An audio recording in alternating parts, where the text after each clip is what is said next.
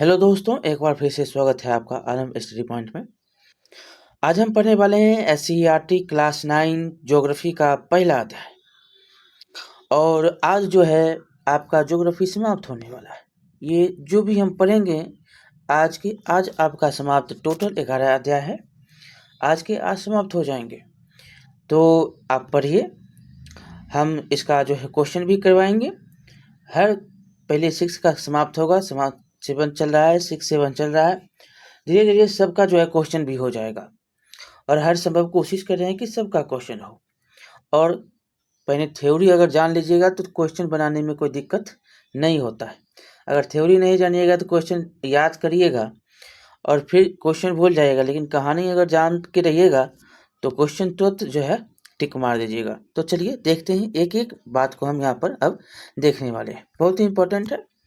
चलिए, लिखा गया है कि हमारा देश भारत विश्व की प्राचीनतम संस्कृतियों में से एक है।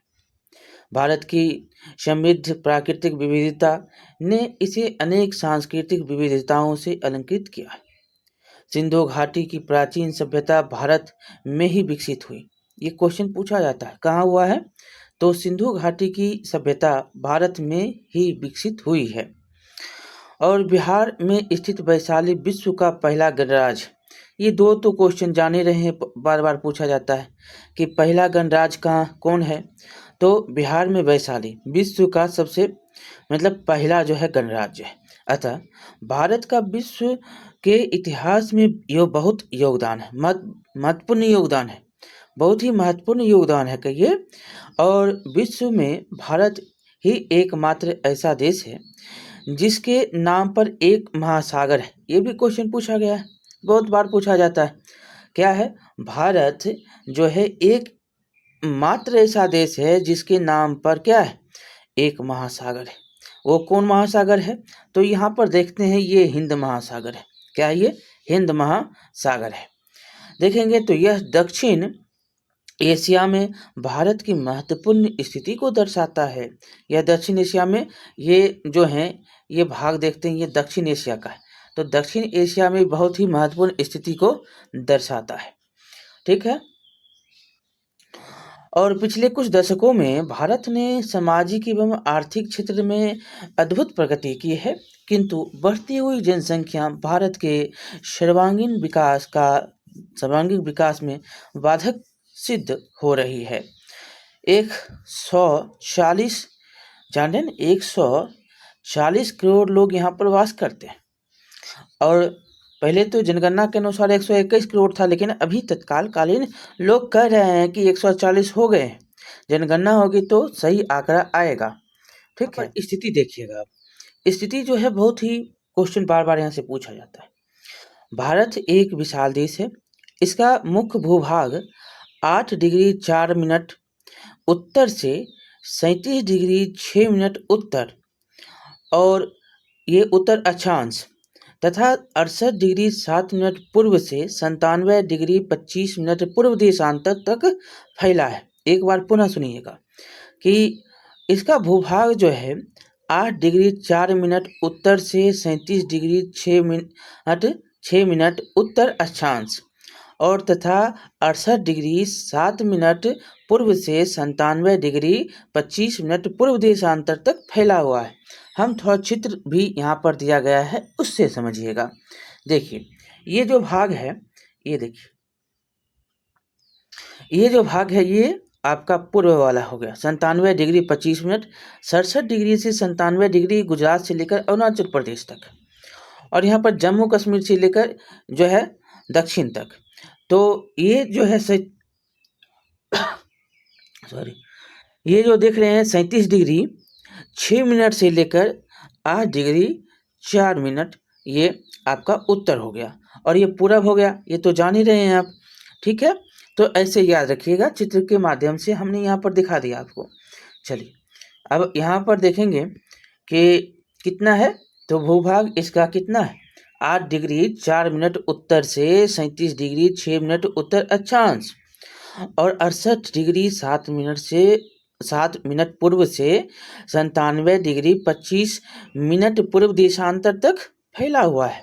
यदि हम भारत के द्वीप समूहों को सम्मिलित करते हैं तब इसका दक्षिण में विस्तार 6 डिग्री 45 मिनट उत्तर अक्षांश से शुरू होता है।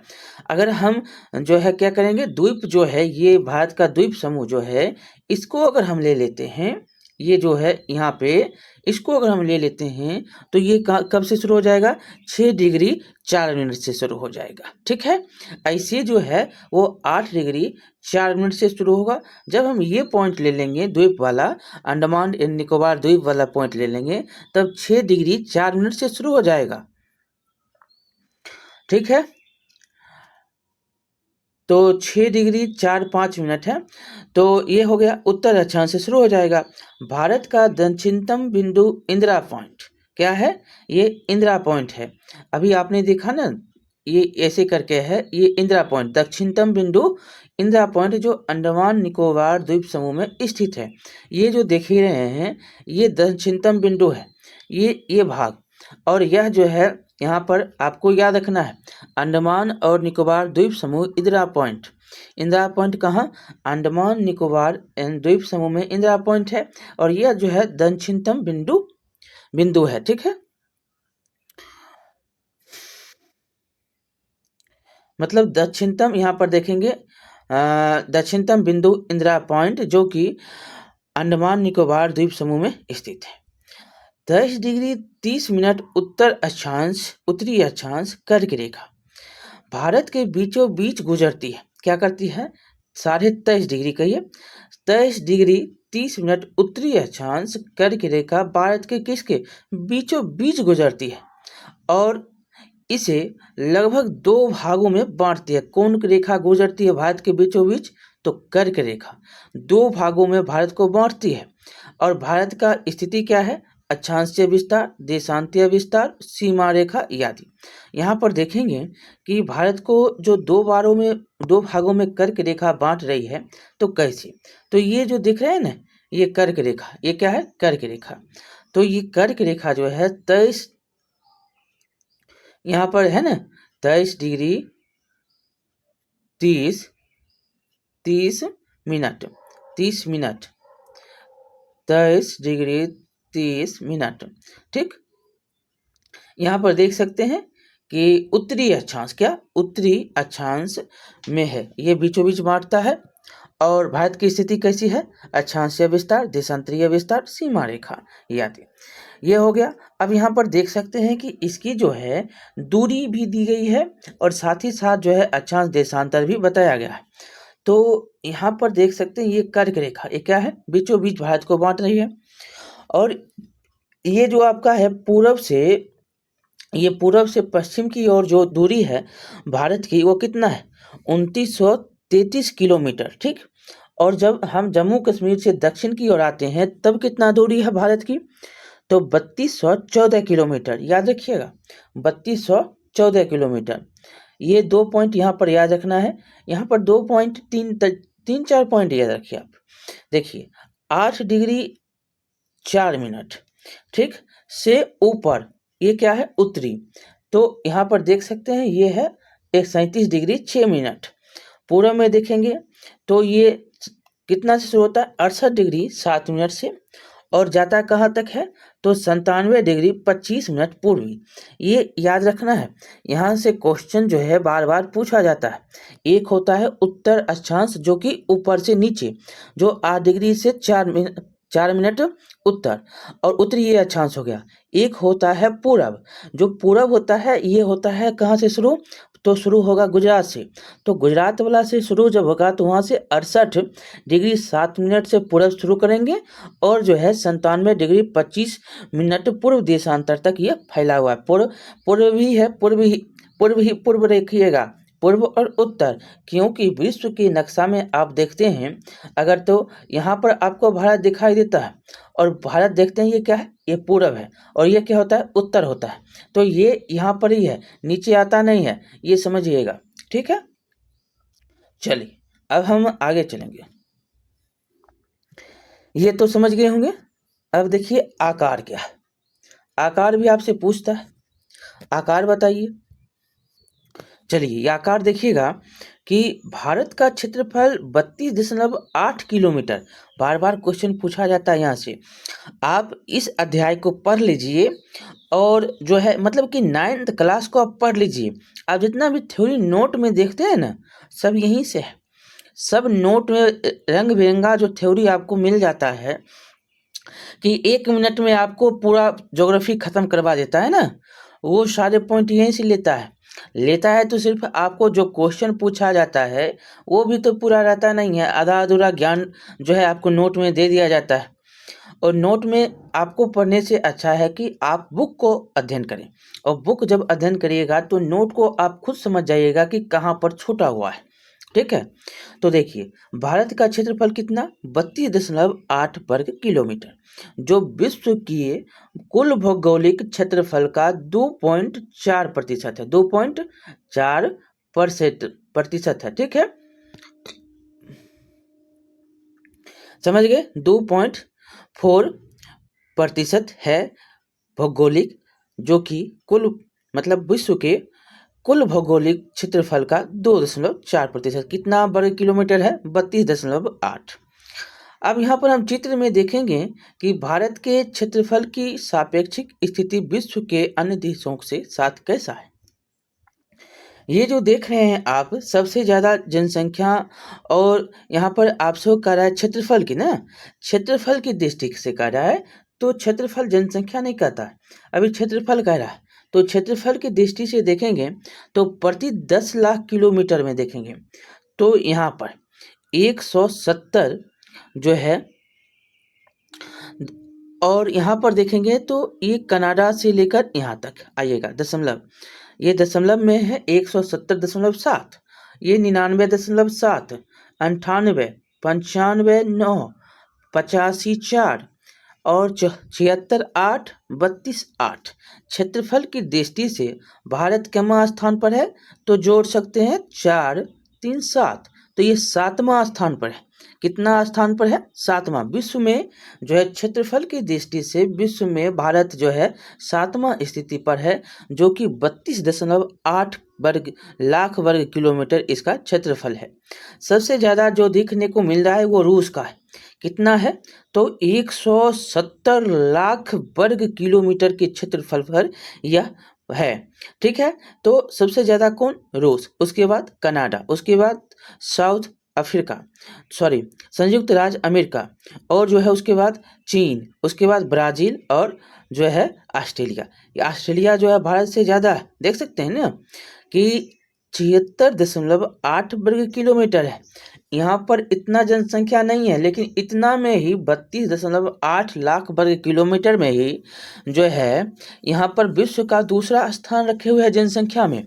तो 140 करोड़ जनसंख्या है, इसको तो 20-22 करोड़ है जनसंख्या संयुक्त राज्य अमेरिका को। चीन को जनसंख्या है, चीन के पास पहला स्थान है चीन का जनसंख्या में, इसको हम देखेंगे। तो यहाँ पर सिर्फ इतना समझिए, जो बता रहा है उसी को सुनिए कि यहाँ पर जो है भौगोलिक स्थिति को हम देखेंगे, जो कि ये डाटा 2005 वाला है।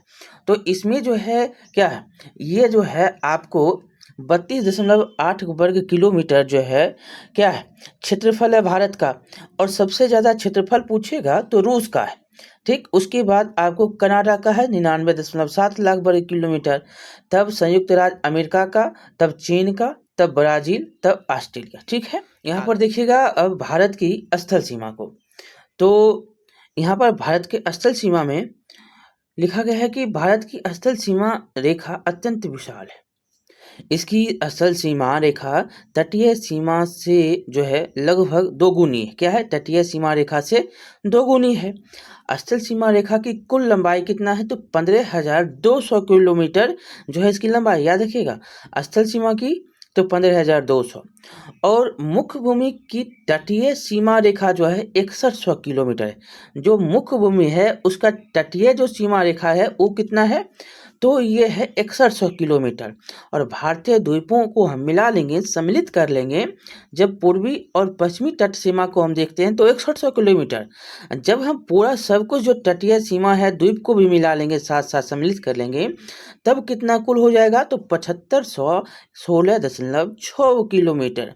याद रखिएगा, जब हम द्वीप सहित यहाँ पर जोड़ेंगे तटीय सीमा को तो 7516.6 किलोमीटर। और जो है सिर्फ तटीय सीमा जो पूरब और पश्चिम का है उसको देखेंगे तो कितना है 6100 जो है किलोमीटर यहाँ पर इसकी लंबाई है। ये तो देख लीजिए। अब विश्व के सबसे जो है 7 बड़े देश हैं, रूस है, कनाडा, चीन, यूएस, ब्राजील और ऑस्ट्रेलिया, भारत। चलिए अब देखिए, भारत मोटे तौर पर त्रिभुजाकार कैसा है, ऐसे करके त्रिभुजाकार है। उत्तरी भाग है इसका, उत्तरी भाग क्या है, थोड़ा चौड़ा है, उत्तरी भाग चौड़ा है। और दक्षिणी भाग लगभग 22 डिग्री उत्तरी अक्षांश से दक्षिण की ओर क्रमशः पतला होता गया है। देखते हैं ना ऐसे करके यहाँ पर, तो यह जो है दक्षिण, देख रहे हैं, ये भाग जो है पतला होता गया है। तो और सबसे अंतिम जो दक्षिणी भाग, ऐसे समझिएगा क्या है, भारत तो त्रिभुजाकार है मोटे तौर पर, और उत्तरी भाग जो है चौड़ा है, और दक्षिणी भाग 22 डिग्री उत्तरी अक्षांश से जो है, ये उत्तरी अक्षांश है, उत्तरी अक्षांश से नीचे जब गया है दक्षिण की ओर तो क्रमशः क्या हो गया है, पतला होता चला गया है। और सबसे अंतिम छोर पर भारत के मुख्य भूमि ने जो है, सबसे अंतिम छोर पर भारत की मुख्य भूमि ने अंतरीप का रूप ले लिया है। क्या ले लिया है, अंतरीप का। इसे कुमारी अंतरीप या कन्याकुमारी कहते हैं। क्या कहते हैं इसे, इसको अंतरीप का रूप ले लिया है, तो इसीलिए इसको क्या बोलते हैं, कुमारी अंतरीप या कन्याकुमारी के नाम से जाना जाता है, इसको कहते हैं। अब देखिए यहाँ पर कुछ भाग है, क्या आप जानते हैं, समुद्र की और मुख्य स्थलीय भाग का जो है का निकला हुआ सकरा या पतला भाग जो 3 ओर से समुद्र से घिरा हो अंतरिप कहलाता। क्या कहलाता है, जो सकरा भाग। यहाँ पर जो देखे हैं कन्याकुमारी को, देखिए गए हैं आप, नहीं गए हैं तो देखिए, अब जो है समुद्र है ना, ये समुद्र है, ये समुद्र है, ठीक, ऐसे समझिएगा, ऐसे यहाँ पर आप समझिए समुद्र ऊपर में, आप समझिएगा इधर समुद्र, इधर समुद्र, इधर समुद्र, ठीक। तो समुद्र की ओर मुख्य स्थलीय भाग का निकला हुआ सकरा या पतला भाग जो 3 ओर से समुद्र से घिरा हुआ है, देख सकते हैं 1 2 3 ओर से समुद्र से घिरा हो, यह क्या कहलाता है, अंतरिप। यहाँ पर जो है आपको क्या है, कन्याकुमारी है, ठीक है। तो बच्चों, विश्व में विद्यमान अंतरिपों के नाम इकट्ठा कर सकते हैं जो 3 ओर से समुद्र से घिरा होता है, एक सकरा सा जो है भाग होता है, स्थलीय भाग मात्र होता है, निकला हुआ रहता है, समझ गए। अब देखिए अगला भाग, यहाँ पर देखेंगे कि भारत के प्रायद्वीपीय आकार जो है के कारण, यहाँ पर भारत के प्रायद्वीपीय आकार के कारण पूरब में बंगाल की खाड़ी, हमने बताया ये बंगाल की खाड़ी, और जो है पश्चिम में अरब सागर और दक्षिण में हिंद महासागर है। यह तीनों ओर से समुद्र से घिरा है। ये क्या है, तीनों ओर से समुद्र से घिरा हुआ है, देख रहे हैं ना। और इस प्रायद्वीपीय आकार के कारण जो है इसका जो है तटीय सीमा इतना लंबा है, और इतना लंबा है तथा हिंद महासागर के मध्य भाग में स्थित है। भारत के उत्तर पश्चिम तथा उत्तर एवं उत्तर पूर्व सीमा पर नवीन मोरदार पर्वत है। देखिए ये उत्तर पूर्व सीमा है, ये उत्तर पूर्व सीमा है, और ये उत्तर पूर्व सीमा है ना, और उत्तर पश्चिम बोल रहा है, तो उत्तर पश्चिम वाला भाग ये हो गया। तो यहाँ पर जो है नवीन मोरदार पर्वत है, ठीक। अब देखेंगे स्थान जो है अक्षांशीय और देशांतरीय विस्तार का प्रभाव को। तो क्या है, तो भारत का अक्षांशीय एवं देशांतरीय विस्तार दोनों लगभग 30 डिग्री है। क्या है, दोनों लगभग कितना, 30 डिग्री है, किंतु भूमि पर दोनों में विस्तार जो है यहाँ पर देखना है, किंतु जो है भूमि पर दोनों में वास्तविक दूरी समान नहीं है। ये देशांतरीय विस्तार तो लग रहा है कि अक्षांशीय और देशांतरीय विस्तार समान है, लेकिन भूमि पर आप देखते हैं तो इसका समान नहीं है वास्तविक रूप से। इसका यह कारण यह है कि पृथ्वी पर जो है अंतर अक्षांशीय दूरी समान रहती है, किंतु अक्षर देशांतरीय दूरी जैसे जैसे ध्रुव की ओर जाते हैं कम होती जाती है। ध्रुव की ओर जाते हैं ऐसे जाते हैं ध्रुव की ओर, तो कम होती हुई अंतर्देशीय जो दूरी है वो क्या होता है, देशांतरीय दूरी कम होता चला जाता है। और जाकर एक ऐसे करके देखते हैं तो ये कम होता चला जाता है। अब देखिए लिखा क्या गया है कि ये क्वेश्चन याद रखिएगा, बहुत बार पूछा जाता है कि भारत में अरुणाचल प्रदेश और कच्छ के बीच स्थानीय समय में कितना घंटा का अंतर, तो 2 घंटा का अंतर होता है। जब अरुणाचल प्रदेश में सूर्योदय होता है उस समय कच्छ में क्या होता है, अंधेरा होता है, और वहाँ 2 घंटे बाद क्या होता है, सूर्योदय होता है। मान लीजिए कि अगर 5 बजे सूर्योदय होता है अरुणाचल प्रदेश में, तो 7 बजे सूर्योदय होगा कहाँ, कच्छ में, 2 घंटा बाद होगा। और यहाँ पर देखेंगे ऐसा जो है दोनों में 30 डिग्री देशांतरीय विस्तार के कारण होता है। ये भी क्वेश्चन पूछा जाता है क्यों होता है, तो 30 डिग्री देशांतरीय विस्तार के कारण होता है। पॉइंट आप समझिए। चलिए आगे हम चलेंगे। यहाँ पहले ये बॉक्स वाला को हम पढ़ते हैं। पृथ्वी जो है, हमारी पृथ्वी 24 घंटे में 360 डिग्री देशांतर क्या होती है, घूम जाती है। अतः 1 डिग्री देशांतर पार करने में कितना लगता है, पृथ्वी को 4 मिनट का समय लगता है। आप इसके बारे में बहुत अच्छी तरह से पढ़ चुके हैं, तब पर भी यहाँ पर समझिएगा कि 1 डिग्री 24 से आप करेंगे तो 1 देशांतर पार करने में कितना पृथ्वी को, तो 4 मिनट का समय। सौराष्ट्र और अरुणाचल प्रदेश के बीच की जो है 30 डिग्री देशांतर का अंतर होता है। यहाँ से यहाँ की दूरी 30 डिग्री, ठीक, तो 30 डिग्री गुने कर दीजिए 4, 1 डिग्री में 4 मिनट घूम रहा है तो 120 मिनट होता है, तो 120 मिनट बराबर 2 घंटा। ये समझ गए। यहीं का जो है यहाँ पर था, तो 30 डिग्री घूमेगा तो आप सीधा 4 से गुना करिए, 4 तिया 12, 12 मतलब 120, 120 मिनट, 120 मिनट को 2 से भाग दे दीजिए, 60 से भाग दीजिए, 2 घंटा। तो ऐसे करके जो है आपको ये निकल जाता है। याद रखना है कि यहाँ पर आपसे क्वेश्चन जो पूछा जाता है कि कितना घंटा, तो 2 घंटा।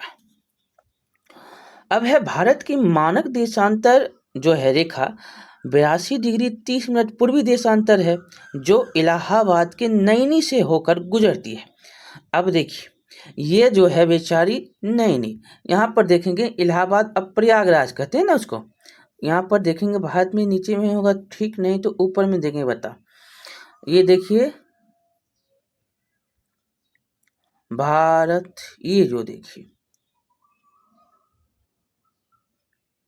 ये जो भाग है, ये भाग कहाँ पड़ता है, तो यहाँ पर है आपका क्या है, यहाँ पर है आपका इलाहाबाद, जिसको प्रयागराज कहते हैं। और ये लाइन देखिए, ये लाइन जो दिख रहा है ना, ये लाइन, और ऊपर चलिए, ऊपर में आपको दिख रहा है 82.5 डिग्री, ये जो लाइन दिख रहा है ये 82.5, 80 है, उसके बाद 84 है, ये 82.5, ठीक, 82 डिग्री 30 मिनट ऐसे, ठीक, 82 डिग्री 30 मिनट। ये कहाँ से, तो इलाहाबाद के नैनी, मतलब इलाहाबाद कहिए या अब प्रयागराज कहिए, प्रयागराज नैनी से होकर गुजरती है। कितना, तो 82 डिग्री 30 मिनट पूर्वी देशांतर जो इलाहाबाद नैनी से होकर गुजरती है, प्रयागराज देगा तो प्रयागराज मानिएगा। मानक जो है माध्यान्ह रेखा चुनते समय इस बात का ध्यान, जो भी रेखा चुनते समय मानक मध्याह्न जो चुनते हैं उस इस रेखा का ध्यान रखा जाता है कि वह देश के बीचों बीच से गुजरती हो तथा 7 डिग्री 30 मिनट का गुणांक हो, ताकि 7 डिग्री 30 मिनट देशांतरीय दूरी पर स्थित स्थानों की जो है के बीच 30 मिनट का समय अंतराल हो। क्या हो, यहाँ पर ये भी देखा जाता है कि 30 मिनट का देशांतरीय जो 7 डिग्री 30 मिनट है उसको भी देखा जाता है, इतना पर ही गुजरता हो और 30 मिनट का अंतराल भी होना चाहिए। ठीक, अब देखिए कर्क रेखा। तो कर्क रेखा 23.5 डिग्री उत्तरी अक्षांश, कहाँ, तो 23.5 डिग्री उत्तरी अक्षांश भारत के बीचों बीच से गुजरती है। ये तो जानते हैं ना, भारत से बीचों बीच गुजर रही है। कौन कौन सा जो है राज्य इसमें आता है ये भी आप जानते हैं, लेकिन हम यहाँ पर बताएंगे। आप धैर्य से सुनते रहिए, लाइन बाय लाइन जो है हम चल रहे हैं और सबका पॉइंट आएगा। अगर नहीं बताएगा तो हम बताएंगे। चलिए, यहाँ पर देखेंगे कि भारत के बीचों बीच गुजरती है। ठीक, इसे लगभग 2 बराबर भागों में भी बांटती है। और कर्क रेखा, यह कर्क रेखा हमारे पड़ोसी राज्य झारखंड की राजधानी रांची तथा पड़ोसी देश बांग्लादेश से होकर गुजरती है। कहाँ से, झारखंड और बांग्लादेश से होकर भी गुजरती है। देखिए, आपको हम यहाँ पर बता देते हैं कि कौन कौन से जो है राज्य से यह होकर गुजरता है। यहाँ पर ऊपर में थोड़ा चलेंगे और यहाँ पर देखेंगे। ये देखिए आपका है गुजरात, तब क्या आता है यहाँ पर गुजरात, और उसके बाद क्या आता है, तो राजस्थान, मध्य प्रदेश, छत्तीसगढ़, तब आता है कौन, तो झारखंड, और उसके बाद आता है पश्चिम बंगाल, और यहाँ पर देखेंगे तो बांग्लादेश और त्रिपुरा। ऐसे करके ये गुजर जाता है। 7 जो है देश, मतलब 7 जो है राज्य है। यहाँ पर तो आप समझ गए कौन कौन गुजरता है। तो एक बार पुनः आपको हम बता देते हैं। ये गुजरात हो गया, तब राजस्थान है, तब मध्य प्रदेश, तब छत्तीसगढ़, तब झारखंड, तब ये आता है कौन, तो पश्चिम बंगाल, ये त्रिपुरा का क्षेत्र है, और मिजोरम। तो टोटल कितने हैं, तो टोटल जो हैं यहाँ पर देखेंगे तो 8 कितने हैं, कर्क रेखा से गुजरने वाली जो है 8 जो हैं यहाँ पर आपके राज्य हैं। कौन कौन, गुजरात 1, राजस्थान 2, मध्य प्रदेश 3, छत्तीसगढ़ 4, झारखंड 5, पश्चिम बंगाल 6 और त्रिपुरा 7, मिजोरम 8। ठीक है, ये आपको यहाँ पर से याद रखना है। चलिए, अब आगे चलेंगे।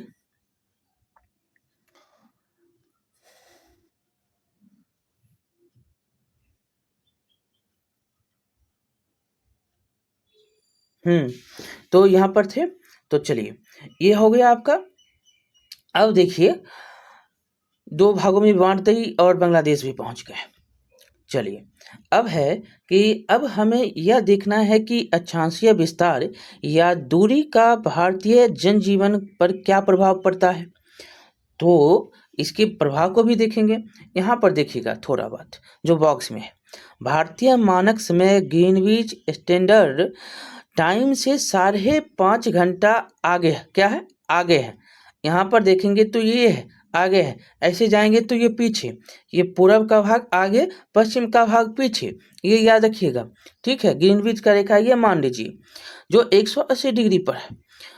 आगे चलिए, यहाँ पर देखेंगे तो भारतीय मानक रेखा क्या है, भारतीय मानक समय के कारण ही भारत में घड़ियां सभी जगह एक ही समय बताती है। क्या है ये मानक समय, देखिए जैसे भारत में एक मानक समय है, अब जो रूस चले जाइए वहाँ 11 मानक समय है, क्योंकि क्षेत्रफल ज़्यादा है और जो है एक समय पर एक जो है मानक समय नहीं रखा गया है।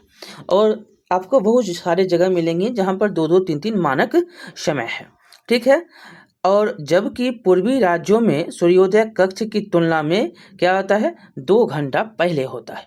याद रखिएगा, ग्रीनविच स्टैंडर्ड टाइम से 5.5 घंटा आगे है। और यह जो है एक मानक समय रेखा यहाँ पर है। भारतीय मानक समय के कारण जो है यहाँ पर क्या होता है, भारत में घड़ी की सुइयाँ जो है सभी जगह एक समय बताती है। और यहाँ पर पूर्वी राज्य से जो सूर्योदय होगा तो कक्ष में 2 घंटा बाद होगा, और 2 घंटा पहले कहाँ पर होगा, पूर्वी राज्य में अरुणाचल प्रदेश में होता है। ये तो हमने ऊपर पढ़ लिया है। अब देखिए यहाँ पे, यहाँ लिखा गया कि अब हमें, ये तो हमने पढ़ लिया। यहाँ से देखिएगा कि भारत का उत्तरी किनारा जो है जम्मू कश्मीर राज्य में है तथा 37 डिग्री 6 मिनट उत्तरी अक्षांश इसके उत्तरी किनारे से गुजरती है। हमने ऊपर में देखा था ना कि ऐसे करके कि ये जो है 37 डिग्री 6 मिनट अक्षांश इसके उत्तरी किनारे से होकर गुजरती है। अतः विषुवत रेखा में यह काफी दूरी पर है। क्या है? विषुवत रेखा में काफी दूरी पर है और यहाँ पर सूर्य का प्रकाश जो है अत्यंत तिरछा पड़ता है। जब तिरछा पड़ेगा तो ताप क्या होगा? कम होगा। जब तिरछा पड़ेगा तो तापमान क्या होगा? सूर्य कहीं कोई स्थान पे तो यहाँ पर तापमान भी कम होता है और जाड़े जाड़े मतलब सूर्य का तापमान कम मिलता है और जाड़े की ऋतु में अत्यधिक ठंडक पड़ती है। और इसके विपरीत हम दक्षिण भाग में अगर जाएंगे तो केरल और तमिलनाडु का जो क्षेत्र है वो विषुवत रेखा के निकट है। आपने देखा कि एक जो है क्या है? विषुवत रेखा के दूर है और एक जो है विषुवत रेखा के निकट है। कौन है वो? तो केरल और तमिलनाडु। अब यहाँ पर सूर्य का जो है किरण वो क्या होता है? अपेक्षाकृत सीधा पड़ता है। जब सीधा सूर्य का किरण पड़ेगा तो क्या होगा भाई? गर्मी होगा। और गर्मी होगा तो वहाँ के लोग को देखिए स्थिति कैसी होती है। तो वहाँ के लोग के जो हैं त्वचा क्या होते हैं? मलिन होते हैं, मतलब काले काले होते हैं। जबकि ऊपर जाइएगा जम्मू कश्मीर की तरफ तो वहाँ पर जो है गोरे लोग, मतलब कि वहाँ की त्वचा जो होती है वो साफ होते हैं, सुंदर दिखते हैं। लेकिन नीचे भी सुंदर लोग दिखते हैं, लेकिन सिर्फ जो है त्वचा जो है क्या होता है? ये सूर्य की गर्मी के कारण ब्लैक हो जाता है। अब देखिए आप चले जाइए दक्षिण तब तो अफ्रीका जाइए, वहाँ पर तो आपको पहचान में नहीं आएगा कि तावा है या लोग हैं। मतलब तावा की तुलना करते हैं, जो तावा काला काला होता है ना उससे। चलिए तुलना लोग करते हैं। तो इस तरह जाड़े में जम्मू कश्मीर में पुरुष गर्म कपड़े और चादरें लपेटे मिलते रहते हैं। वहीं पर केरल में किसान कैसे? तो किसान जो है लुंगी पहने लुंगी पहने नंगे बदन खेती करता है। अधिक अक्षांशीय विस्तार का प्रभाव दिन और रात की अवधि पर भी पड़ता है। अब देखिए होता क्या है कि केरल में सबसे छोटे एवं सबसे बड़े दिन में 45 मिनट का अंतर है। केरल में क्या है?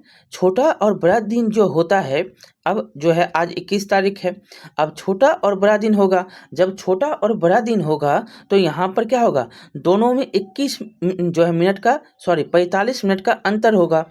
अब देखिए जब लेह यहाँ पर, जबकि लेह जो लद्दाख की राजधानी, ये तो अब गया, ये लद्दाख की राजधानी, इसको हटा दीजिए। अब ये बन गया है केंद्र शासित प्रदेश।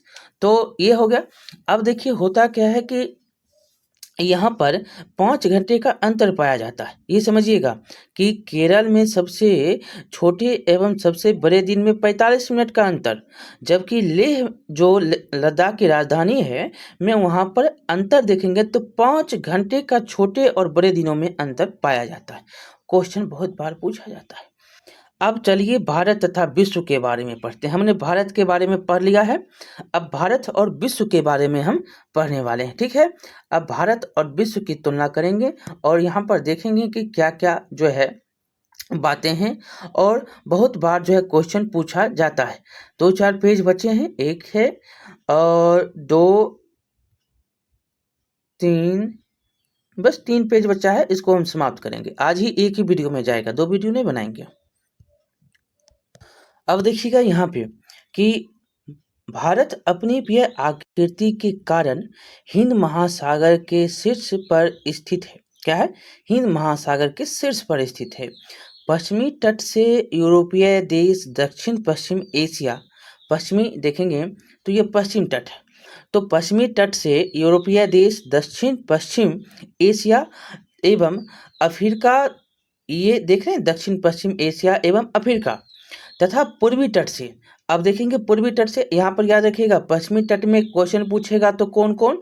तो यूरोपीय देश कौन कौन आएगा? तो दक्षिण पश्चिम एशिया एवं अफ्रीका, दक्षिण पश्चिम एशिया एवं अफ्रीका। अब पूर्वी तट चलते हैं, तो पूर्वी तट में आपको कौन आता है? तो यहाँ पर देखिएगा ये पूर्वी तट है। तो एशियाई देशों ये तथा ऑस्ट्रेलिया के साथ भारत को संबंध स्थापित करने में सुविधा होती है। एशियाई देश और ऑस्ट्रेलिया, यहाँ पर दक्षिण जो है, यहाँ पर देखेंगे तो दक्षिण पश्चिम कौन? तो यहाँ दक्षिण पश्चिम और एशिया है, दक्षिण पश्चिम एशिया और अफ्रीका। याद रखिएगा दक्षिण पश्चिम, एक मिनट बताते हैं, ये जो है दक्षिण पश्चिम एशिया अफ्रीका, ये यहाँ पर अफ्रीका भी है। और यहाँ पर कौन, तो पूर्वी तट से तो एशियाई देश, जो एशिया में देश है वो सारे, और ये जो है ऑस्ट्रेलिया, ये सब जो हैं देश यहाँ से भारत से संबंध स्थापित करने में इसको सुविधा होता है। और यहाँ पर हम देखेंगे कि हिंद महासागर में भारत जैसे महत्वपूर्ण स्थिति एशिया के किसी अन्य देशों की नहीं है, इसीलिए एक महासागर का नाम भारत के नाम पर रखा गया, जो हमने पढ़ा है। अब देखिए यहाँ पर थोड़ा ये देखिएगा कि बोध गया का अंतर्राष्ट्रीय महत्व क्या है, यह किस राज्य में है, बिहार में है। यहाँ से आप देखते हैं ना कि अंतर्राष्ट्रीय हवाई अड्डा गया है, हवाई अड्डा, और साथ ही साथ जो है बौद्ध के जो हैं अनुयायी यहाँ पर आते हैं।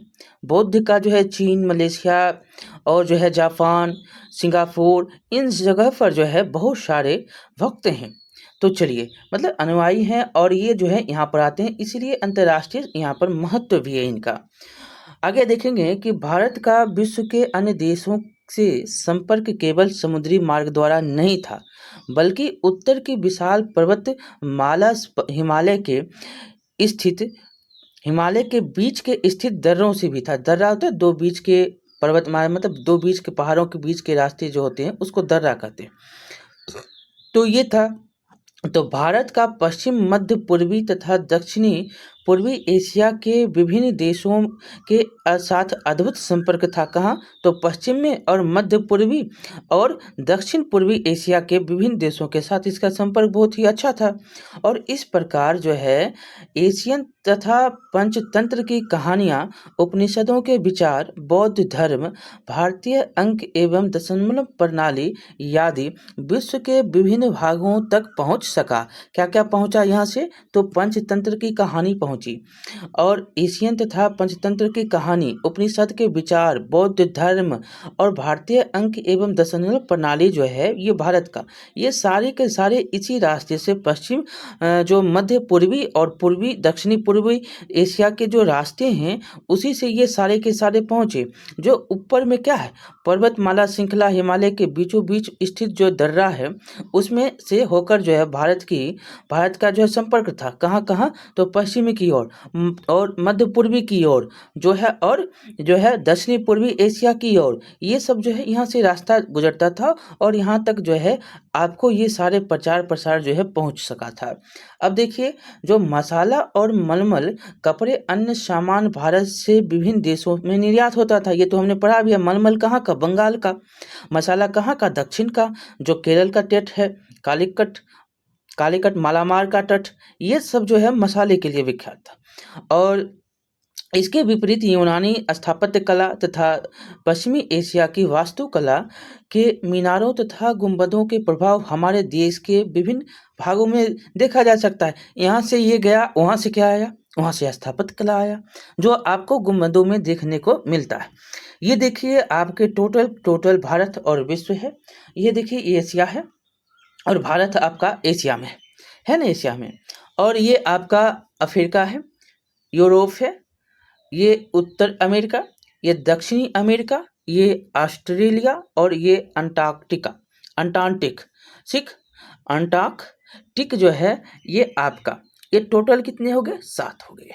ठीक है, सबसे बड़ा कौन, एशिया। चलिए आगे चलेंगे। एशिया के बाद कहता है बड़ा कौन, तो यहाँ पर देख लीजिए एशिया के बाद भी पूछ देता है अफ्रीका। एशिया के सबसे बाद जो है बड़ा पूछेगा तो क्या हो जाएगा, अफ्रीका। क्षेत्रफल की दृष्टिकोण से हम देखेंगे तो ऊपर पढ़ लिए थे, तो आगे चलेंगे। अब देखिए पड़ोसी अपना जो है राज्य है, और पड़ोसी राज्य तो हमने वहाँ पे पड़ोसी राज्य नहीं, पड़ोसी देश को हम देखेंगे। राज्य के बारे में तो कोई आप देखते हैं कि राज्य अपने राज्य में, जैसे बिहार है तो बिहार के राज्य में कौन कौन से पड़ोसी राज्य हैं उसको देखते हैं, लेकिन यहाँ पर हम देखेंगे पड़ोसी देश के बारे में। ये देखिए सार्क का निर्माण जो है कैसे होता है। सार्क में कौन कौन सा देश है, तो भारत है जो पड़ोसी है, भारत है, पाकिस्तान है, बांग्लादेश है, श्रीलंका है, नेपाल है, भूटान है, मालदीव है, अफगानिस्तान है। ठीक है, अब देखिए क्या है सार्क। तो दक्षिण एशिया में भारत एक महत्वपूर्ण स्थान है, यहाँ पे दक्षिण एशिया में। और तथा जो है भारत सार्क मतलब south Asian association for regional cooperation, तो इसका सदस्य है। सार्क का कौन सदस्य? तो भारत। सार्क का जो है फुल फॉर्म क्या? तो south Asian association for regional cooperation.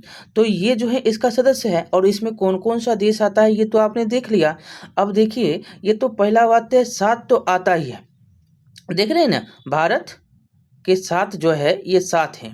Bharat को छोड़ के ये 7 देख लीजिएगा, ये 7 हैं, जो कि पाकिस्तान, बांग्लादेश, श्रीलंका, नेपाल, भूटान, मालदीव, अफगानिस्तान है।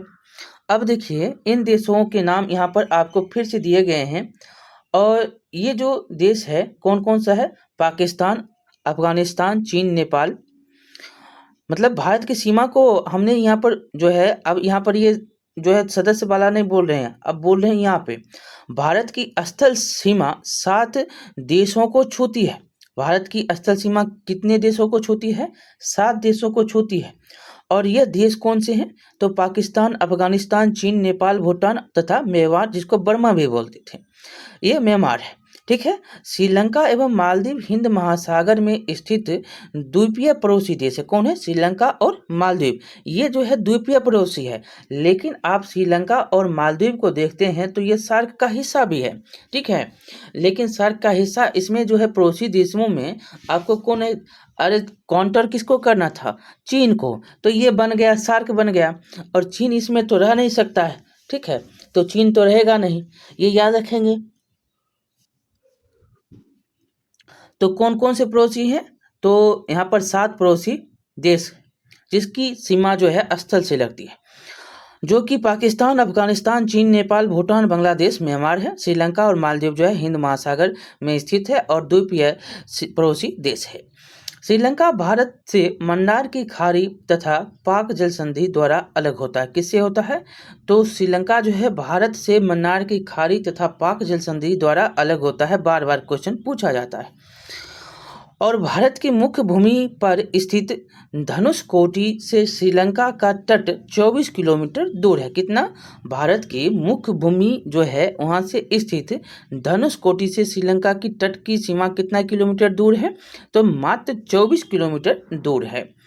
और इस रेखीय द्वीपों की श्रृंखला को एडमंड ब्रिज के नाम से जाना जाता है। और ये जो द्वीपीय रेखा जो है, ये जो देख रहे हैं रेखीय द्वीपों को रेखीय द्वीपों की जो श्रृंखला है, उस श्रृंखला को आप एडमंड्स ब्रिज के नाम से जानते हैं। अब उत्तर एवं उत्तर पूर्व में स्थल जो है, उत्तर और उत्तर पूर्व में, उत्तर एवं उत्तर पूर्व में स्थल भाग में भारत की सीमा रेखा पर्वत श्रृंखला द्वारा निर्धारित होती है। ऊपर के भाग को, ठीक, ये पर्वत जो है पर्वत श्रृंखला द्वारा निर्धारित होगा। कि जम्मू कश्मीर में एक ऐसा क्षेत्र है जहां भारत, अफगानिस्तान और चीन की सीमाएं मिलती है। और इस क्षेत्र के में जो है कुछ ही दूरी पर पाकिस्तान और तजाकिस्तान की सीमा भी है। और इतना निकट है पांचों देश की सीमाएं, इतने निकटस्थ 5 देशों की सीमाएं होने से यह क्षेत्र क्या सामरिक दृष्टि से अत्यंत संवेदनशील है। जम्मू कश्मीर के उत्तर पूर्व में तिब्बत का पठार है। ये जो जम्मू कश्मीर देखते हैं ये उत्तर पूर्व है। यहाँ पर तिब्बत का पठार है जो अब चीन के अंतर्गत आता है। यहाँ कैलाश पर्वत और मानसरोवर स्थित है। कहाँ है? तिब्बत के पठार में। कौन कौन? तो कैलाश और मानसरोवर है तिब्बत में। तो इतने मतलब इसके बाद जो है, इसके बाद उत्तर पूर्व की और बढ़ने पर यहाँ पर ऐसे बढ़ेंगे उत्तर पूर्व, जब ये देखते हैं और यहाँ पर तिब्बत का पठार है और यहाँ पर उत्तर पूर्व हम बढ़ेंगे तो उत्तर पूर्व की ओर बढ़ने पर नेपाल और भारत का एक अत्यंत पड़ोसी देश हिमालय के गोद में बसा हुआ है। कौन? तो नेपाल। नेपाल जो है हिमालय के गोद में बसा हुआ है। सांस्कृतिक दृष्टि से नेपाल भारत के बहुत निकट है। प्राचीन काल से ही हमारे संबंध नेपाल के साथ घनिष्ठ रहे हैं। नेपाल में हिमालय से निकलने वाली नदियां बिहार में मैदानी क्षेत्रों से होकर गंगा नदी में मिलती है। और कोसी जो है यहीं से निकलती है। कोसी नदी जिसे बिहार का शोक कहा जाता है, कोसी नदी बिहार का शोक कहता है, किसे कहा जाता है? कोसी नदी को कहा जाता है। और इसका उद्गम कहाँ से? नेपाल से। तो दोनों देशों में कोसी नदी पर एक संयुक्त परियोजना विकसित हुई है, जिसके कारण पारस्परिक सहयोग एवं मैत्री भावना को बल मिला है। नेपाल में कोसी तटबंध के टूट जाने से 18 अगस्त 2008 को उत्तरी बिहार में भयंकर बाढ़ आई थी। इसीलिए भारत के लिए नेपाल का राजनीतिक, आर्थिक एवं सांस्कृतिक दृष्टिकोण से बहुत महत्व है। और नेपाल के पूरब में क्या है? आपको ऐसे करके नेपाल आए तो यहाँ पर थोड़ा सा भूटान भी है। क्या है? भूटान स्थित है, जो भारत के साथ एक विशेष समझौते से, ये चित्र देख लेंगे उसके बाद हम इसको देखेंगे, ये देख लेंगे तब चित्र देखेंगे। जुड़ा हुआ एक समझौता से जुड़ा हुआ है। और वस्तुतः भारत जो है यहाँ पर आज भी भूटान की सुरक्षा एवं विकास की जिम्मेदारी किसके पास? भारत के पास है। भारत के पूरब में यहाँ पर देखेंगे कि भूटान के पूरब में भारत, ये तो आपका भूटान हो गया। और यहाँ के अब पूरब चलेंगे तो पूरब में जो है, भूटान के पूरब में भारत एवं चीन की सीमा रेखा हिमालय की श्रेणियों से होकर गुजरती है। कहाँ? यहीं पर जो है चीन की सीमा रेखा, भारत और चीन की सीमा रेखा है, जो हिमालय की श्रेणियों से होकर गुजरती है। और इस जो है सीमा रेखा का क्या नाम है? तो इस सीमा रेखा का नाम मैकमोहन रेखा है। भारत और चीन की जो है सीमा को अलग कौन रेखा करता है? तो मैकमोहन रेखा अलग करता है। अरुणाचल प्रदेश के उत्तर पूर्व में भारत, चीन तथा म्यांमार तीनों देशों की सीमाएं एक बिंदु पर आकर मिलती है। किस किस का एक बिंदु पर आकर मिलता है? तो ये भारत का, आप याद रखेंगे, भारत, चीन और म्यांमार। अरुणाचल प्रदेश को उत्तर पूर्व में, अरुणाचल प्रदेश जो देखते हैं हम, चलिए अब ऊपर चलते हैं। यहाँ पर ये देखिएगा, हम पूरा सातों के साथ नाम भी बताएंगे। और उत्तर पूर्व आप देख लीजिए, ये उत्तर पूर्व है, जो कि म्यांमार का, चीन का और भारत का तीनों बिंदु एक जगह पर आकर मिलता है। ये जो देख रहे हैं, ये जो आप दृश्य देख रहे हैं, ये वाला भाग, ये मैकमोहन रेखा। क्या है? ये मैकमोहन रेखा, जो भारत और चीन की सीमा रेखा। अब देखेंगे यहाँ पर पड़ोसी देश। तो पड़ोसी देश तो आपको हमने बता दिया है। यहाँ पर देखिएगा, एक तो बांग्लादेश है, म्यांमार है, यहाँ पर आपको भूटान है, चीन है, और यहाँ पर नेपाल है, और यहाँ पर देखेंगे तो अफगानिस्तान है, और ये पाकिस्तान है। टोटल कितने हो गए? तो टोटल 7 हो गए। ठीक, एक यहाँ पर से फिर से चलेंगे, पाकिस्तान, अफगानिस्तान, यहाँ पर देखेंगे कौन? तो तिब्बत मतलब चीन, और यहाँ पर 3 हो गया। 1 मिनट रुकिएगा, यहाँ से फिर से चलिए, ये पाकिस्तान, अफगानिस्तान। ठीक, अब इधर आइए, ये नेपाल और चीन। ठीक, अब देखिए भूटान, यहाँ पर थोड़ा सा भूटान। अब देखिए यहाँ पर कौन? तो म्यांमार, और एक नीचे में कौन?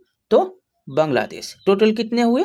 7। ठीक है, सबसे जो स्थल का सीमा ज़्यादा लगता है, किसके साथ लगता है? तो बांग्लादेश के साथ लगता है, क्योंकि टेढ़ा मेढ़ा बहुत ज़्यादा है। चलिए आगे चलेंगे, ये तो हो गया, और हमने रेखा भी बता। अब देखिएगा यहाँ पे कि इसके बाद पूर्वांचल की पहाड़ियाँ हैं, ये म्यांमार को भारत से अलग करती है। कौन सी पहाड़ी म्यांमार को भारत से अलग करता है? तो पूर्वांचल की पहाड़ी। दक्षिण में ये पहाड़ियाँ जो है म्यांमार के कहाँ? तो आराकानयोमा पर्वत, जो है कानयोमा पर्वत, ये आराकानयोमा पर्वत है, इसमें मिल जाती है। क्या होता है? ये पहाड़ियाँ म्यांमार के आराकानयोमा पर्वत में मिल जाती है। आगे चलकर ये जो है बंगाल की खाड़ी में डूब जाती है तथा पुनः अंडमान निकोबार द्वीप समूह के रूप में प्रकट होती है। क्या होता है? इसके बाद जो है ये कहाँ पर प्रकट होती है? तो ये होती है अंडमान निकोबार द्वीप समूह के रूप में प्रकट हो जाता है, और बंगाल की खाड़ी में आता है तो डूब जाता है। याद रखिएगा, ये पहाड़ियाँ।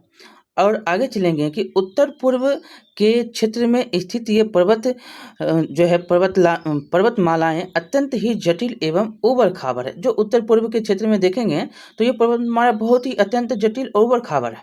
इसके परिणाम स्वरूप उत्तर एवं पूर्व के क्षेत्र में आवागमन एवं परिवहन अत्यंत ही कठिन रहा है और इन क्षेत्रों में स्थित पड़ोसी देशों से भारत का संपर्क भी आसान नहीं रहा है। और अब यातायात के आधुनिक साधनों के विकसित होने से इस क्षेत्र में इंडो तिब्बतन महामार्ग विकसित हुआ है जो पूरब की ओर से जोड़ता है इसको। और यह सड़क यह सड़क जो है सिपकी दर्रे से होकर गुजरती है। कौन से? ये जो इंडो तिब्बत महामार्ग जो है ये कहाँ से? तो यहाँ पर देखिएगा कि ये जो है किससे गुजरती है? तो सिपकी दर्रे से होकर गुजरती है। दूसरा पर्वतीय मार्ग आपका है कश्मीर लेह मार्ग। क्या है दूसरा पर्वतीय मार्ग? कौन? कश्मीर लेह का मार्ग जो उत्तर पर्वत श्रेणी से होकर गुजरता है। तीसरा प्रमुख मार्ग है सिक्किम के एक दर्रे से होकर गुजरता है। एक जो है सिक्किम के दर्रे से होकर गुजरता है। और वायु मार्ग के विकसित होने पर अब ये ऊंची पर्वत श्रृंखलाएं अगम्य नहीं रह गई है, अब तो पहुंच जाते हैं। तो यहाँ पर हम देख सकते हैं भारत के कितने राज्यों की सीमाएं बांग्लादेश तथा जो है पाकिस्तान को छूती है, ये देखेंगे हम ऊपर में आपको बता देंगे। ठीक है कि कितना छूता है, चित्र के साथ बताएंगे। देखिएगा यहाँ पे कि बांग्लादेश के पूर्व में हमारा अन्य पड़ोसी देश है। कौन है? पश्चिम बंगाल देखेंगे तो पश्चिम बंगाल के देश में हमारा देश पूर्व में जो है हमारा देश है। पश्चिम बंगाल के पूर्व में हमारा एक अन्य देश है, वो कौन है? बांग्लादेश। ठीक है, पश्चिम बंगाल में एक देश है जो हमारी सीमा को छूता है, वो कौन सा देश है? तो वो है बांग्लादेश। यहाँ पर देखिए ज्ञात करने के लिए कहता है कि भारत के कितने राज्यों की सीमाएं बांग्लादेश और पाकिस्तान को छूती है। ये हम ऊपर में चित्र के साथ बता देंगे, मानचित्र के साथ। अब देखिए यहाँ पे कि पश्चिम बंगाल के पूर्व में जो है पश्चिम बंगाल के पूर्व में हमारा एक अन्य पड़ोसी देश है, वो कौन है? बांग्लादेश। अब बांग्लादेश तो पहले था बंगाल, ये पूर्वी हो गया, एक पश्चिमी हो गया, पश्चिमी तो रह गया, पूर्वी बन गया बांग्लादेश। अब बांग्लादेश देख रहे हैं एक देश बन गया, बांग्लादेश अब देश बन गया। ये था पूर्वी बंगाल जो पाकिस्तान का हिस्सा था। 1971 में ये अलग हो गया और बन गया बांग्लादेश, ऐसे याद रखिएगा। और इसी तरह पश्चिम में हमारा पड़ोसी देश कौन है? तो पाकिस्तान है। कौन है? पाकिस्तान। भारत और पाकिस्तान के बीच जो है स्थित रेखा को रेड क्लिफ लाइन कहा जाता है। क्या कहते हैं? रेड क्लिफ लाइन से। और मैकमोहन जो होता है वो भारत और चीन का। और यह जो है पाकिस्तान और भारत का जो सीमा रेखा रेड क्लिफ लाइन है। बार बार क्वेश्चन जो है पूछा जाता है, यहाँ से क्वेश्चन भूलना नहीं है। अब जो है हम चलेंगे ऊपर, बहुत ही इंपॉर्टेंट ये चैप्टर, बार बार यहाँ से क्वेश्चन पूछा जाता है। अब देखिएगा कि यहाँ से जो आपको पाकिस्तान और भारत से पूछा कि कौन सा जो है राज्य लगता है, तो देखिएगा पहले पाकिस्तान की ओर। तो ये देख रहे हैं गुजरात, राजस्थान, पंजाब, ये है ना पंजाब। और ये जो थोड़ा सा जम्मू कश्मीर देख लीजिए यहाँ पे, तो ये जो है राज्य पाकिस्तान और जो है भारत के राज्य से लगता है, याद रखेंगे। और यहाँ पर देखेंगे जो यहाँ पर अब बांग्लादेश आइए, बांग्लादेश में देखेंगे तो यहाँ पे पहला त्रिपुरा, मिजोरम, मेघालय और यहाँ पर है असम का कुछ क्षेत्र और पश्चिम बंगाल का कुछ क्षेत्र। ठीक है, पश्चिम बंगाल, मेघालय, त्रिपुरा और जो है मिजोरम, ये जो है राज्य, ये बांग्लादेश से मतलब इस देश से मिलता है। बांग्लादेश से मिलने वाले राज्य जो हैं कौन कौन से हैं? मेघालय है, असम है और कौन है? तो पश्चिम बंगाल है, त्रिपुरा है और मिजोरम है। ठीक है, तो इस प्रकार से आपका ये चैप्टर होता है समाप्त। लेकिन जो क्वेश्चन कुछ हैं उसको भी हम कर देंगे और साथ ही साथ जो ऑब्जेक्टिव, यहाँ पर ऑब्जेक्टिव भी है और जो है खाली स्थान भी है, तो दोनों को हम करते हैं। आपको हमने बहुत ही धीमे तरीके से गहन अध्ययन के साथ पढ़ा है, समझाते हुए। अब बताइएगा इसका आंसर। एक एक क्वेश्चन को देखेंगे। पहला है कि क्षेत्रफल की दृष्टि से भारत का विश्व में कौन सा स्थान है? तो ऊपर आपने पढ़ा कौन है? तो 7वां है। कितना है? तो 7वां है। दूसरा चलेंगे, भारत के अक्षांशीय एवं देशांतरीय विस्तार में लगभग कितने डिग्री का अंतर है? तो 30 डिग्री का। कितना? 30 डिग्री का अंतर है। ग नंबर उत्तर हो जाएगा आपका। अब तीसरा क्वेश्चन देखिएगा, भारत की मानक माध्यान्ह रेखा कितना है? तो 82.5 डिग्री कहते हैं। ये नैनी जो कि कहाँ से? इलाहाबाद, अभी प्रयागराज है, वहाँ से गुजरती है। तो 82 डिग्री 30 मिनट, ये है आपका उत्तर। अगला क्वेश्चन देखेंगे कि भारत की स्थलीय सीमा रेखा तटीय सीमा के लगभग कितनी बड़ी है? तो वाह, ये तो बहुत क्वेश्चन जो है लाजवाब पूछ दिया। तो दुगुनी है, कुछ है दुगुनी है, आपने ऊपर पढ़ा है ना, ये दुगुनी है। अगला देखिएगा, भारत चीन की सीमा जो है, ये तो बीपीएससी 67वीं 68वीं में बहुत बार पूछ चुका है। भारत जो है, भारत एवं चीन के बीच की सीमा का रेखा का नाम क्या है? तो मैकमोहन रेखा। क्वेश्चन तो हम कहते हैं कि आप 9th 10th को पढ़िए, सारे बुक को पढ़िए, यहीं से क्वेश्चन आएगा। आप 8th तक तो हमको मतलब 8th तक तो पढ़ लिए, लेकिन 9th 10th 11th 12th को पढ़िए, और वहाँ से क्वेश्चन एक भी नहीं छूटेगा। कंपटीशन कहाँ से पूछेगा क्वेश्चन जी? क्वेश्चन पूछेगा तो यहीं से। और देख लीजिए क्वेश्चन की कहाँ से पूछ सकता है। ठीक है, हर जो है बातें यहीं से होती हैं, सिर्फ जानना है कि कैसे होती है। देखिए यहाँ पर है स्थित जो है, यहाँ पर रिक्त स्थानों की पूर्ति करना। पहला, भारत का क्षेत्रफल डैश वर्ग किलोमीटर है। तो अभी तो आपने पढ़ा है कि 32.8 लाख वर्ग किलोमीटर जो है इसका क्षेत्रफल है, पढ़े थे ना? यहाँ पर ऊपर में आपने सबसे यही पहले पढ़ा था। देखिए यहाँ पर आपको, यहाँ पे ये देखिए पढ़े थे, भारत का क्षेत्रफल कितना? 32.8 लाख वर्ग किलोमीटर। और अब हम आगे चलेंगे क्वेश्चन की और क्वेश्चन, हाँ, जो विश्व के कुल भौगोलिक क्षेत्रफल का कितना है, ये भी पूछ दिया। तो यहाँ पर ऊपर में 2.4 देखे थे, तो ये देखिए, ये जो भाग है, एक जहाँ से क्वेश्चन बनता है वो देखिए, ये देखिए भौगोलिक क्षेत्रफल का 2.4, 32.8 वर्ग किलोमीटर। समझ गए हमने आंसर कहाँ से लिया है और कहाँ से क्वेश्चन पूछ देता है, ये हमने आपको चित्र सहित बता दिया। चलिए अब जो है तीसरा क्वेश्चन देखेंगे। दूसरा क्वेश्चन है कि भारत का मुख्य भूभाग डैश उत्तर से डैश उत्तर अक्षांश तथा डैश पूरब से डैश पूरब देशांतर। ये तो क्वेश्चन आपको देखिए, आप जो पढ़े हैं ऊपर में कितना से पूरब, कितना से उत्तर, कितना से मतलब जो है अक्षांश जो है उत्तर और दक्षिण, सॉरी देशांतर, ये पढ़े पूरब वाला उत्तर वाला। ये देखिए जो 8 डिग्री, कुछ नहीं, बस यहाँ से समझ लीजिए आप, ऊपर से नीचे का हल जाता है। यहाँ देखिए, यहाँ से आप आंसर लीजिए। ये जो है भूभाग 8 डिग्री 4 मिनट कितना उत्तर से 37 डिग्री 6 मिनट उत्तर अक्षांश, ठीक, और 68 डिग्री 7 मिनट पूरब से 97 डिग्री 25 मिनट पूरब देशांतर। हो गया आंसर। ये दोनों उठाकर यहाँ पर रख दीजिए। 8 डिग्री 4 मिनट उत्तर से 37 डिग्री 6 मिनट उत्तर अक्षांश, और 68 डिग्री 7 मिनट पूरब से 97 डिग्री 25 मिनट पूर्वी देशांतर। बस हो गया। अगर आप दक्षिण में जाएंगे अंडमान निकोबार की ओर, द्वीप को मिला लेंगे, तो इसका विस्तार कितना उत्तर में हो जाएगा? तो 6 डिग्री 45 मिनट। तो इसका भी आंसर हो गया, इसका भी आंसर हो गया। चलिए अब जो है हम चलेंगे तीसरा क्वेश्चन पे। तो तीसरा क्वेश्चन क्या है? तो भारत में डैश राज्य और कितने केंद्र शासित? तो 28 राज्य, 7 केंद्र शासित।